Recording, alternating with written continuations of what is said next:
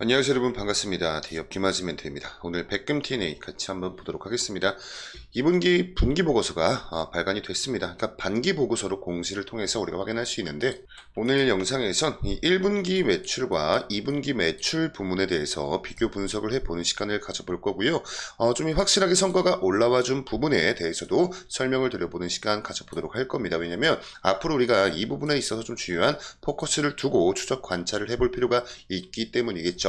제가 지난번 영상에서 우리 백금 T&A 영상 이렇게 유럽 시장을 주목을 해야 하는 이유에 대해서 좀 짚어드렸던 영상이 있었죠. 그렇기 때문에 오늘 영상에서 이 유럽 시장 부분 같이 한번 또 살펴보도록 하겠습니다. 자, 우선은 지난번 영상에서 이렇게 레이더 디텍터, 무전기, 블랙박스 이런 부분에서 좀 주요한 매출들이 발생이 되고 있다는 부분, 24년도 1분기 분기 보고서를 좀 기준으로 말씀을 나눠보았습니다.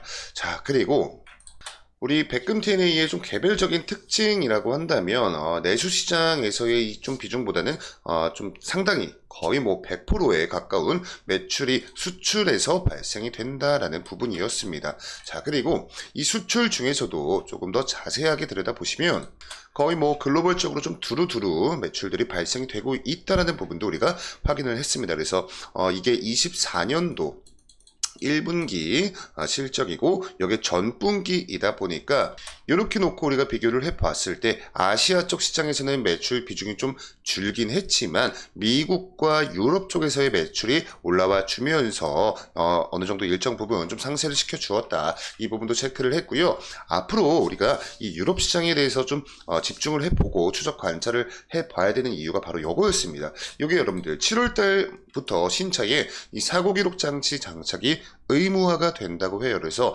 7월이면 여러분들 3분기 시작점이죠. 1, 2, 3, 4, 5, 6, 7, 8, 9 해가지고 이제 다가오는 3분기 또 4분기, 즉 요거 더해서 여러분들 요거를 통칭해서 우리는 하반기라고 부르고 있습니다. 그래서 이 하반기 때 우리 백금 T&A 관련된 매출은 이 유럽 쪽 매출이 좀 확대가 될 가능성이 높다라는 부분은 설명을 드렸었어요.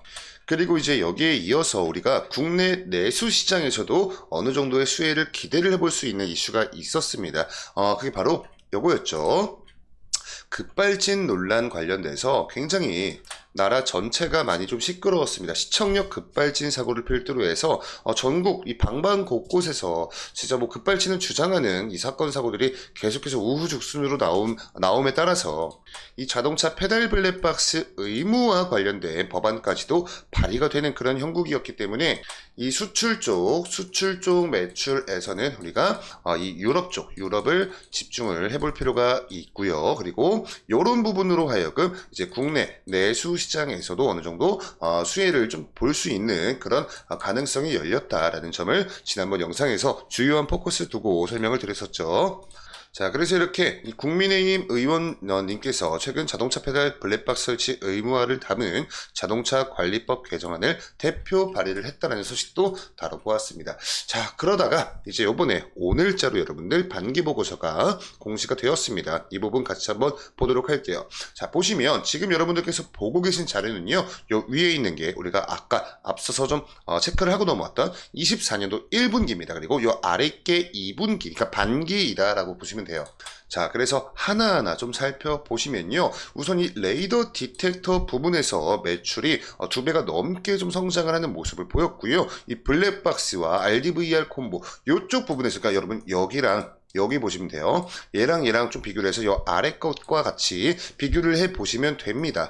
이 단위가 여러분들 요 아래 거는 100만원 단위이고 위에 거 1분기 분기 보고서의 단위는 원 단위였어요. 그래서 레이더 디텍터 같은 경우에 약 74억 원 정도 1분기 때 매출이 발생이 됐는데, 요번에 이 반기 보고서를 보니까 한 169억 원으로 매출이 확 뛰었죠. 그래서 요거에서 요 부분에서 요 위에 부분을 빼면은 2분기 매출이 나오는데, 여러분들 그렇게 뭐 하나하나 수계선하지 마시고요. 그냥 반기로 봤을 때 그냥 나누기 2를 해보시면요, 체감이 좀 더 빠릅니다. 반대로 여기다 곱하기 2를 해서 비교를 해보면 어느 부분에서의 매출이 좀 성장을 했는지를 우리가 알 수 있겠죠. 자, 우선 이 레이더 디텍터 부분과 이 블랙박스 부분에서의 정말 좀 유의미한 매출 성장을 보여주었습니다. 자, 그리고 이렇게 놓고 보셨을 때 역시나 여전히 이 수출 매출 비중이 압도적으로 내수 시장에 비해서 높다라는 부분을 우리가 또 확인을 할 수가 있어요. 자, 그리고 이 부분도 같이 한번 좀 비교를 해보겠습니다. 요 위에 있는 게 24년도 1분기 아까 영상 초반부에 보고 오셨던 거고요. 요 밑에 있는 게 이제 반기 보고서를 통해서 우리가 확인을 해볼 수가 있는 건데, 제가 이 미국과 유럽 쪽에서 전분기 대비했을 때 좀 유의미한 매출 성장이 있었다라고 지난번 영상에 설명을 드렸죠. 자, 오늘 건 여러분 이 아래 거 보시면 됩니다. 보시면 24년도 1분기 때는요, 이 아시아 쪽 매출 이게 조금 저조했어요. 근데 요번에 여러분 보시면 좀 많이 올라온 부분을 우리가 확인을 할 수가 있습니다. 근데 그렇지만 지난번 반기와 놓고 비교를 해봤을 때는 여전히 아시아 쪽 시장은 지금 상황이 좀 좋지 못하다, 이렇게 말씀을 드릴 수가 있을 것 같고, 이 국내 매출액은 또 이 전 반기와 놓고 봤을 때는 상당히 좀 좋은 흐름을 가져가 주고 있습니다. 뭐 미국도 그렇고 유럽도 그렇고 뭐 꽤나 뭐 좀 나쁘지 않은 그런 흐름을 가져가고 있지만, 아직까지는 이 아시아 쪽 시장에서는 조금 약세를 띠고 있다. 전 반기와 놓고 비교를 해봤을 때 이렇게 느낌을 잡아가시면 좋을 것 같아요. 그래서 결론적으로는요, 이 매출액과 영업이익과 당기순이익 2분기 실적 같이 한번 보실게요. 매출액 같은 경우에 345억 원 정도, 345억 원 달성이 됐고요. 영업이익은 약 37억 5천이니까 38억 원 정도, 그리고 당기순이익은 약 42억 원 정도 이렇게 달성을 해 주었다, 이렇게 정리를 좀 드립니다. 자, 그래서 지금까지 이 분기 실적 추이를 놓고 한번 좀 보시면, 아까 2분기 매출액이 345억 원, 그리고 영업이익이 38억 원, 그리고 당기순이익이 42억 원이었죠. 그래서 전년 동기와 놓고 비교를 해보면요, 좀 역성장을 해준 그런 모습을 보였습니다. 그렇지만 그래도 좀 고무적인 사실이 있다면 바로 이 직전 분기와 놓고 비교를 해봤을 땐 성장하는 모습을 보였다. 그러니까 QOQ는 성장을 했는데 YOY는 역성장하는 모습을 보였다. 이렇게 여러분들 정리를 하시면 좋을 것 같아요.